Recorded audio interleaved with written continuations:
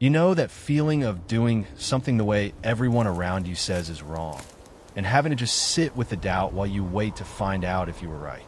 Not the loud kind of doubt, the quiet kind, the one that shows up at 5 in the morning when nobody's watching and you're the only one who has to live with the outcome. This is a story about someone who felt exactly that for an entire season. Here's how it started. The first thing you noticed, walking the tree line above Pruitt County that August, was the sound. Not silence, the opposite. A dry, ceaseless rustle rolling across 100 acres of cotton and soybean.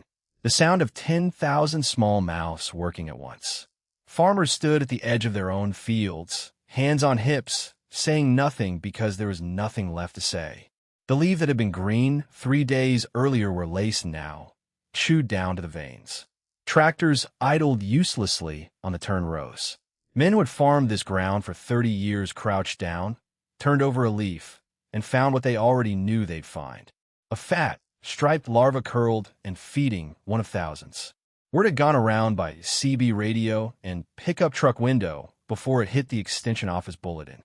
Armyworms, not the first outbreak the county had seen, but the worst in a decade, arriving on a warm front out of the Gulf on a fields already stressed by a dry July. By the time anyone organized a response, it wasn't containment anymore. It was triage, which is why half of Pruitt County ended up standing along the fence line of Nora Kessler's farm that week, looking at something they didn't understand.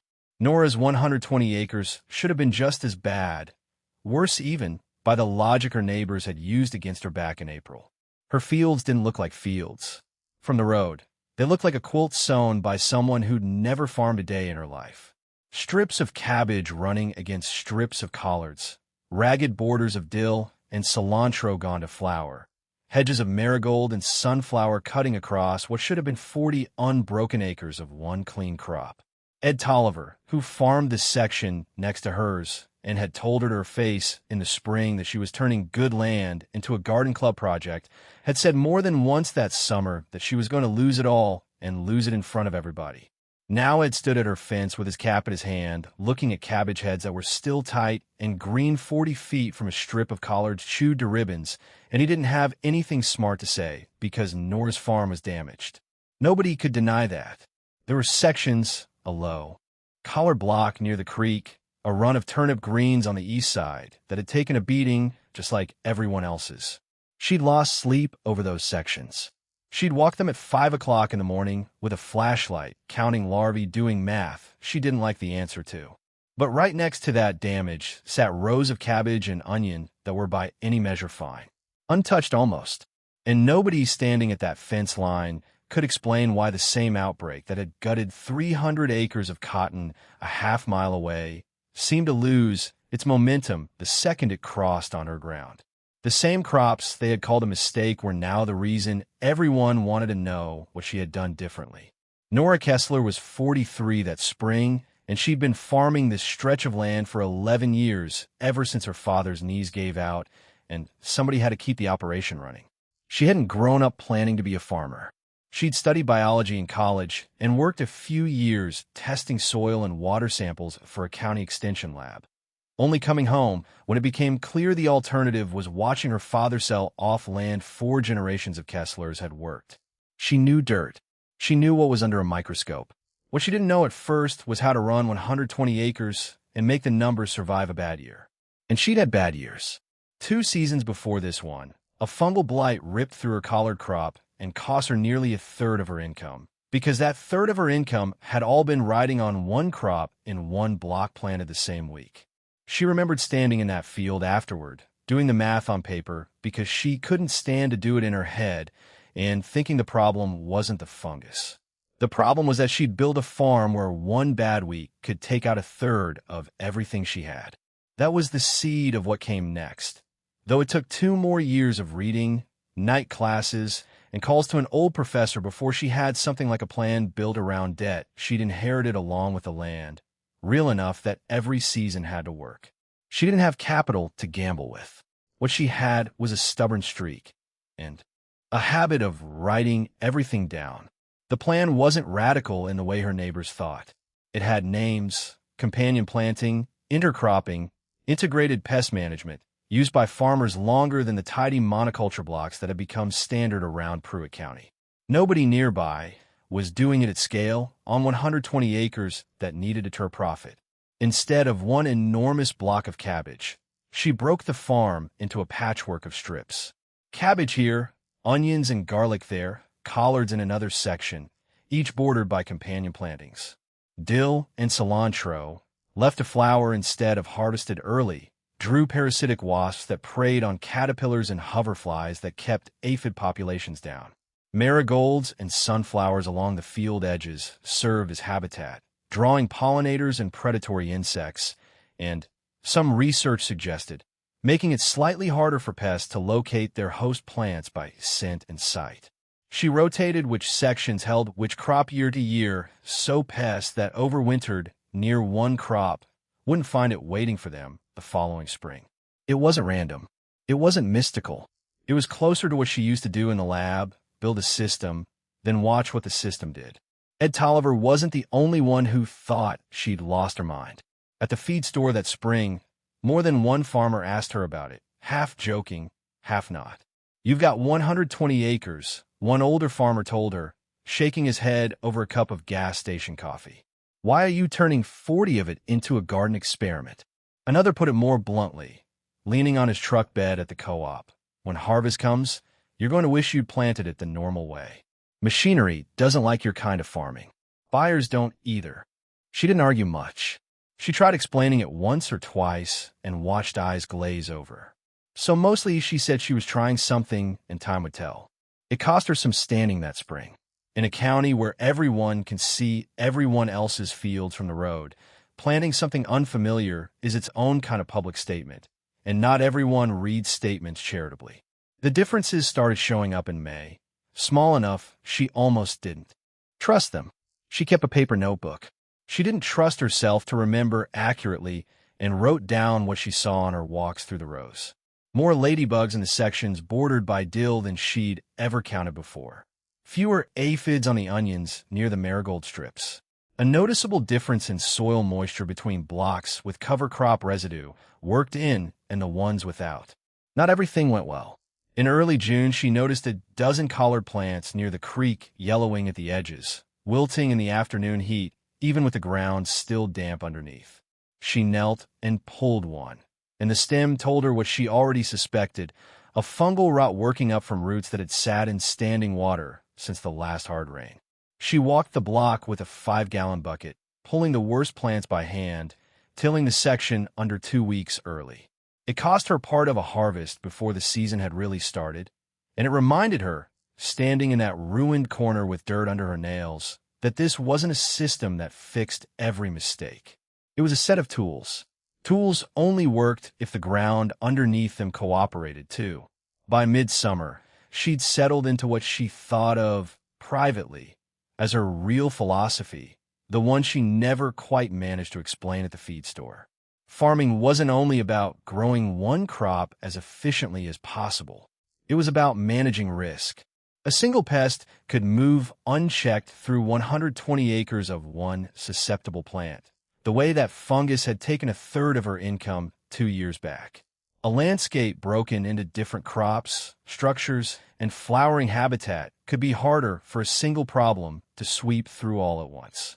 It didn't make her fields pest-proof. She was careful never to believe otherwise. It just made a total collapse less likely, which was why she still scouted on a fixed schedule and kept insecticide on hand for when a real threshold was crossed. Which was good because by late July, the weather turned in exactly the wrong direction. Hot, humid storm fronts moving up out of the Gulf were, as it turned out, also moving fall armyworm moths ahead of them in numbers nobody had planned for. The first. Reports were almost casual, a farmer here, or they're mentioning some worm damage, the kind of thing you dealt with most years without much fuss. Within a week and a half, casual had turned into an emergency. Extension agents were fielding calls faster than they could return them. Feed stores sold out of certain insecticides. Fields that looked healthy on a Monday looked chewed to nothing by the following Monday, because fall armyworm populations can explode fast when conditions line up, moving through a field like a wave. Ed Tolliver stood in his own cotton field one morning, counted 11 damaged plants in a row before he stopped counting and called his sprayer service, right there in the dirt. A bill that ate most of what he'd budgeted for the fall. By the time he got ahead of it, he'd lost close to half his acreage. Down the road, another neighbor watched armyworms move through 80 acres of soybean in under a week, a problem in one corner on Tuesday, the whole section stripped by Friday, faster than he could get equipment into position. At the co-op that week, the talk that had once been about Nora's strange planting choices turned into something else entirely. "How's Kessler's place holding up?" somebody finally asked, and nobody quite knew, because nobody had checked. Nora found out the outbreak had reached her fields on a morning in early August, walking the rows before the heat set in, the way she did most days. She found the first larvae in the collared block near the creek, the same low section that had given her fungal trouble earlier in the season, and her stomach dropped the way it always did when a season's worth of work suddenly looked uncertain. She walked further and found more damage in that block. Leaves stripped down, larvae everywhere she looked. For a few minutes, she let herself believe the worst, that the whole system was about to be tested and found wanting in front of everyone who'd been waiting to say, "I told you so." Then she kept walking, and the picture changed. The cabbage block 30 yards away, bordered by dill left to flower and a strip of marigold, had almost no damage at all. A few chewed leaves at the edges, nothing more. The onion section passed that was untouched. The damage wasn't spreading evenly the way it was tearing through the uniform blocks on either side of her property line. It was patchy, contained mostly to the sections where conditions had already been working against her. Poor drainage, thinner habitat borders, less diversity nearby. She didn't understand it fully yet. She just knew it was strange enough to matter. Over the next several days, Nora did what she'd always done when something didn't add up. She investigated instead of guessing. She walked transects through damaged and undamaged sections, counting larvae, noting which crops sat near which borders, checking whether the pattern held up. She called her old extension contact, a soil and pest specialist named Ray Delgado, who'd worked with her since her first year running the farm, and asked him to come look at the fields himself. Ray walked the rows with her for the better part of an afternoon, kneeling in the dirt, turning over leaves, comparing notes against the counts in her notebook. He didn't hand her a simple answer, because there wasn't one. "You want the honest version, not the magazine version?" he asked her, standing at the edge of the cabbage plot with a leaf in his hand. She told him yes. "Then it's not one thing, it's 5 things stacked on top of each other, and probably none of them alone would have done much." He counted them off on his fingers as they walked. The mix of crops likely made it harder for moths to find and settle on one big concentration of a host plant. Not a guarantee, he said, just worse odds. The flowering borders had almost certainly built up her population of parasitic wasps and other predators that fed on armyworm eggs and young larvae, which lined up with the lower count she'd logged near the dill and marigold. Her rotation had probably kept certain pest populations from building up the way they could in a field planted the same crop every season. And her habit of walking these rows nearly every morning meant she'd caught the worst section early enough to spray a small targeted area instead of finding out 3 weeks later that it had eaten through 40 acres. "So it's not that they didn't want your farm," he said, tossing the leaf aside. "It's that you didn't give them 120 acres of one thing to move through. None of this means you're immune, Nora. Don't let anybody tell you that, including yourself. It means the whole system's harder to wreck all at once." That was the piece the neighbors at the fence line had never understood back in April. The strips and borders and rotation hadn't been random. Each piece had been built to do a job. She hadn't been planting badly. She'd been managing the farm differently, trading a little efficiency for a structure that could absorb a bad season without collapsing under it. By harvest, the honest numbers told a modest story, not a miraculous one. She'd lost most of that low-collared section near the creek, real damage, and it hurt. A couple of other pockets needed intervention she hadn't budgeted for. But across the rest of the 120 acres, she brought in a marketable crop that, next to what her neighbors were hauling out of their own fields that year, looked like a small miracle. It wasn't. She wasn't going to get rich off this season. She was going to survive a year that had put several neighboring operations into real financial trouble. The farmers who'd mocked her in the spring didn't all come around at once, and some never fully did. Ed Tolliver wasn't the apologizing type, but he was the one who showed up at her fence line again in September, cap in his hands, standing there a minute before he said anything at all. "Would you show me how you planned those rows?" he finally asked. He didn't say he'd been wrong. He didn't have to. The question said enough. She didn't gloat. She pulled a legal pad off her truck's dash and sketched it out for him right there, the fence, which crops next to which, why the dill went where it went, what she'd change next year, the way she wished somebody had done for her years earlier, when she was the one standing at a fence line with more questions than answers. By late September, the fields were quieting down, the worst of the outbreak passed.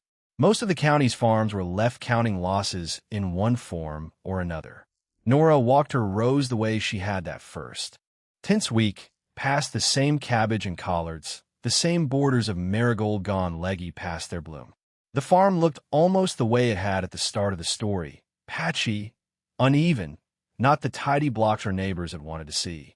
But everyone at that fence line now understood something they hadn't in April. It hadn't been a mistake. It had been a different kind of farming, built around a different question than the one most of the county was used to asking. Sometimes the best decision on a farm isn't the one that makes a field look perfect from the road. Sometimes it's the one that makes the whole operation resilient when everything else goes wrong at once. Tell us where you're watching from tonight, and tell us this. Have you ever been in a situation like Nora's, where you were doing something everyone around you thought was a mistake, and you had to just keep going without knowing yet if you were right? We read every single comment. See you in the next story.